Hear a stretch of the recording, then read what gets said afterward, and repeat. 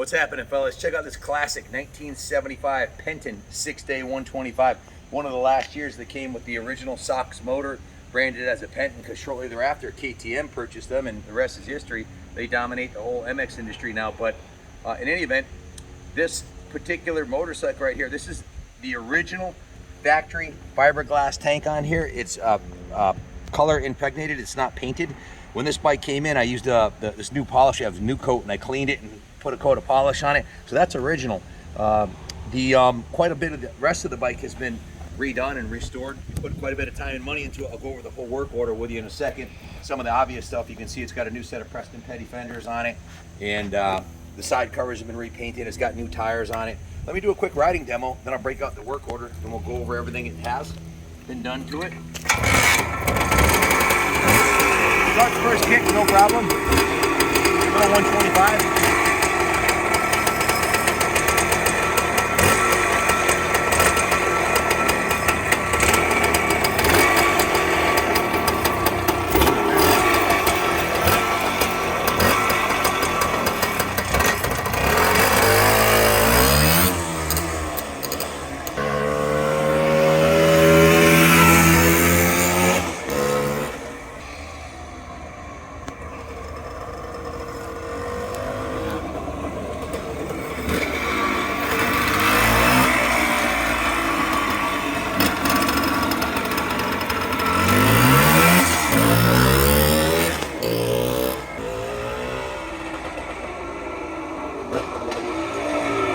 Drive-by 50-year tap. Yes, sir.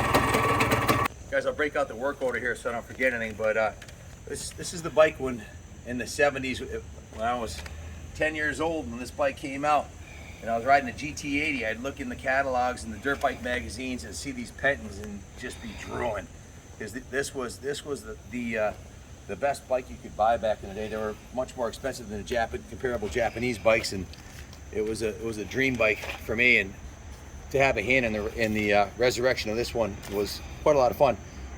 We probably put more time and money into it than we should have. I've got 17 hours in the service department and 10 hours in detail, and Ronnie just informed me that that's a conservative estimate of what happened in a detail shop because the second work order didn't get added onto it. But on a high level, I'll go over what we did here. The engine compression is 135 PSI.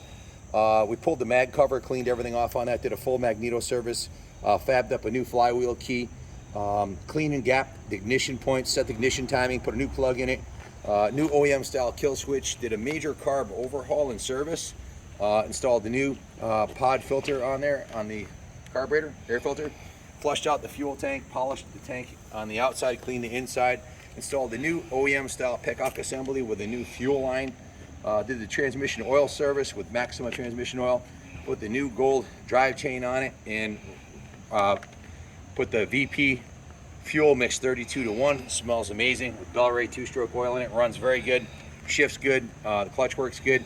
It's good riding, good handling bike. These Dunlop tires are fantastic. They're brand new set of tires and tubes front and rear.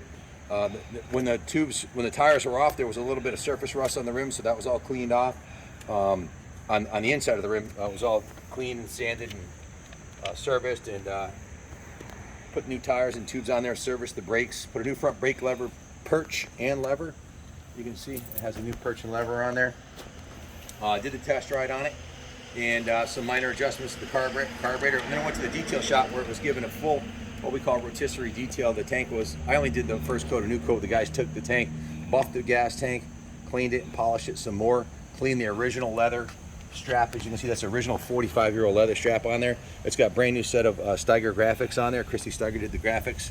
The side plates were repainted. That's paint, and new vinyl number 1s put on there.